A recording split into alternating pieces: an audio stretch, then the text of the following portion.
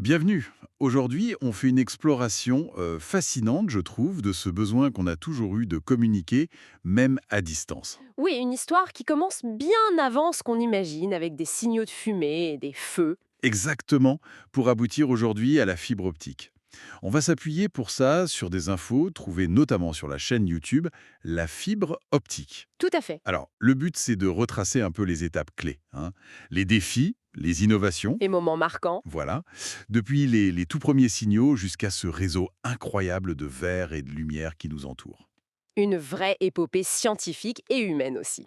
Accrochez-vous, on va décortiquer tout ça. Bon, les débuts, c'était assez simple, finalement. Des messagers à pied, des feux pour annoncer des trucs importants. Comme la chute de Troie, par exemple. C'était rapide pour l'époque, mais bon. Mais limité, oui. Il fallait des codes préétablis, et puis la météo. Ah oui, la météo, c'est un vrai problème. Et puis, c'était pas pour tout le monde, hein, c'était réservé à l'élite. Clairement. Et là arrive le XVIIIe siècle. Et Claude Chappe. Une innovation majeure, son télégraphe optique. Ah oui, ce réseau de tours avec des bras articulés, là. C'est ça. Et ça permettait d'envoyer des messages assez complexes à travers toute la France en quelques minutes. Bien plus vite qu'un cheval. Napoléon l'a adopté, d'ailleurs, non? Tout à fait, c'était stratégique. Révolutionnaire, on est d'accord, mais il y avait des failles. Ben oui, comme on disait, hein, la pluie, le brouillard, et le système était inutilisable. Une grosse fragilité. Terrible. Et l'histoire de Chape lui-même est assez triste, hein. Il s'est senti spolié, et ça s'est mal terminé pour lui. Oui, une fin tragique. Mais l'idée d'un réseau rapide, elle, était lancée. Et c'est l'électricité qui va vraiment tout changer. Le télégraphe est électrique, le code Morse. Exactement. Là, on a une communication fiable, jour, nuit, beau temps, mauvais temps. Ça marche. Et ça, pour le monde des affaires naissant, c'était crucial. Savoir ses pouvoirs, comme on dit. Tout à fait. Le gros obstacle qui restait, c'était Les océans? ah oui, traverser l'Atlantique. Le besoin était criant. Il y a cet exemple terrible de la bataille de la Nouvelle-Orléans. Oui, en 1815. Une bataille menée alors que la paix était déjà signée. Terrible. Faute d'informations rapides. Et c'est là qu'intervient Cyrus Field. Un personnage intéressant. Homme d'affaires, visionnaire, mais il n'y connaissait rien en télégraphie au départ. C'est ça qui est fou. Et son projet de câble transatlantique, c'était juste titanesque pour l'époque. On imagine les difficultés. Immense. Ouais. Les échecs ont été nombreux, hein. Le câble qui casse, les courts-circuits. Il a fallu une persévérance incroyable. Ah oui, 12 ans d'efforts acharnés. Mais succès final en 1866. L'Europe et l'Amérique enfin connectées par un fil. C'est ça qui est marquant. Cette volonté de connecter le monde malgré tout. C'est presque paradoxal qu'ils finissent ruinés, d'ailleurs. Oui, c'est l'ironie de l'histoire parfois. Et le hic technique, c'est qu'on ne pouvait envoyer qu'un seul message à la fois par ce câble. Alors, comment on passe à l'étape d'après? Plusieurs messages, peut-être même la voix. Eh bien, la réponse vient d'Alexander Graham Bell. Lui, il cherchait à faire du multiplexage, c'est-à-dire envoyer plusieurs signaux télégraphiques en même temps. Et en faisant ça, Il découvre, presque par hasard, qu'il peut transmettre la voix humaine, le téléphone. incroyable. Une invention brevetée vraiment de justesse. Il y avait beaucoup de concurrence. Et au début, les gens étaient sceptiques, non? Oui, on s'est demandé à quoi ça pouvait bien servir. Mais Bell, il était obsédé par la transmission. Il a même exploré autre chose, la lumière. La lumière, déjà. Oui, dès 1880, avec son photophone. L'idée, c'était d'utiliser un miroir qui vibre avec la voix pour moduler un rayon de soleil. Et capter ça comment? Avec du sélénium, un matériau sensible à la lumière, il a écrit une phrase magnifique. J'ai entendu un rayon de soleil rire, parler et chanter. Poétique? Mais pas très pratique, j'imagine. Non, pas du tout. Trop en avance sur son temps. Il fallait une ligne de vue dégagée. Mais l'idée était là. Utiliser la lumière comme support d'information. Le défi, c'était de la guider. De la canaliser, en quelque sorte. Et là, on touche à un principe physique important. La réflexion totale interne. Ce phénomène, où la lumière reste piégée dans un milieu, comme l'eau ou le verre, si elle arrive avec le bon angle. On voyait ça dans les démonstrations de l'époque, avec un jet d'eau qui semblait courber la lumière. Une curiosité de foire, presque. Exactement. Pendant ce temps, d'autres technologies avançaient. La radio, les satellites, Mais avec leurs propres limites, oui. Les obstacles pour les ondes radio, le délai des satellites. voilà. Et puis arrive le laser, en 1958. Une source de lumière parfaite, cohérente, capable de porter énormément d'informations. Le chaînon manquant. Presque.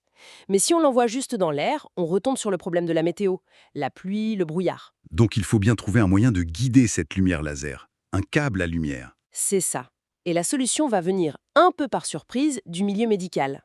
L'endoscopie? Précisément, on utilisait déjà des fibres de verre souples pour regarder à l'intérieur du corps. Mais il y avait un souci. Quand les fibres étaient pressées les unes contre les autres, la lumière fuyait de l'une à l'autre. Ah oui, ça brouillait l'image, j'imagine. Exactement. Et c'est un étudiant, Lawrence Curtis, qui trouve la parade. Gainer chaque fibre avec un verre différent, d'un indice de réfraction plus bas. Et ça recrée la condition de réflexion totale interne à l'intérieur de chaque fibre. Malin. Très malin.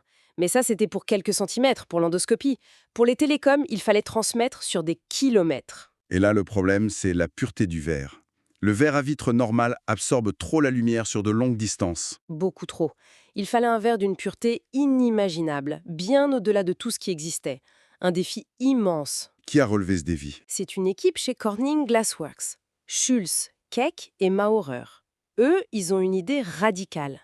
Au lieu d'essayer de purifier du verre fondu, ils partent de la matière première la plus pure, la silice, le dioxyde de silicium. Du sable ultra pur, en gros. C'est un peu ça, mais sous forme de particules très fines, et ils inventent une méthode complètement nouvelle. Ils déposent ces particules, comme une sorte de fumée de silice pur, à l'intérieur d'un tube de verre existant. Attends, à l'intérieur, comment? Par des réactions chimiques en phase vapeur.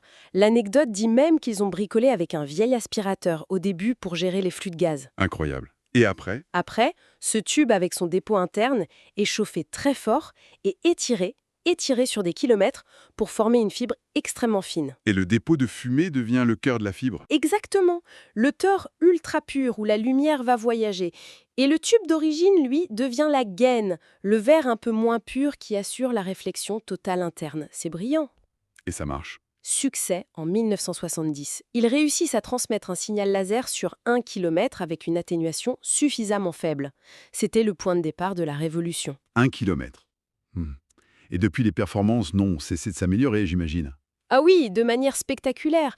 On parle d'un verre si pur aujourd'hui que si l'océan avait cette transparence, on pourrait voir le fond à des kilomètres de profondeur. C'est fou. Et la capacité de ces fibres? Phénoménal. Une seule fibre, plus fine qu'un cheveu, peut transporter des dizaines, voire des centaines de milliers de conversations téléphoniques simultanément, ou des terabits de données. Et on en a posé partout. Des millions de kilomètres. Sous les océans, sous terre. Ce réseau de fibres optiques, c'est vraiment l'épine dorsale de notre monde numérique. C'est ce qui fait tourner Internet, les transactions financières mondiales. Et même nos appels mobiles. Une fois que le signal atteint l'antenne relais la plus proche, il passe très souvent par la fibre pour rejoindre le reste du réseau. On n'y pense pas forcément. Et puis, il y a des applications nouvelles qui émergent. Oui, comme la téléchirurgie. L'exemple du docteur Anne Vary qui a opéré à distance entre Hamilton et North Bay au Canada grâce à une connexion fibre, c'est assez saisissant. Ça ouvre des perspectives incroyables. Vraiment, quelle aventure quand on y pense. C'est vrai. Partir des signaux de fumée pour arriver à ce réseau de lumière quasi invisible, quasi instantané, qui fait le tour du globe, c'est une illustration assez bluffonde de l'ingéniosité humaine. Tout à fait. Et comme le suggère un peu la source sur laquelle on s'appuie, l'histoire des technologies nous montre que rien n'est jamais définitif. La fibre optique a radicalement changé notre monde, c'est certain, mais elle a aussi ses limites, physiques ou économiques. Et ce sont ces limites qui pousseront sans doute à chercher autre chose. La prochaine étape. Peut-être bien. Ça nous laisse d'ailleurs avec une question un peu vertigineuse, évoquée aussi par la source. Quelle sera la prochaine grande rupture technologique dans notre façon de communiquer? Est-ce qu'on ira un jour, qui sait, au-delà même de la vitesse de la lumière? Vaste question pour terminer, merci pour cette plongée passionnante. Merci à toi.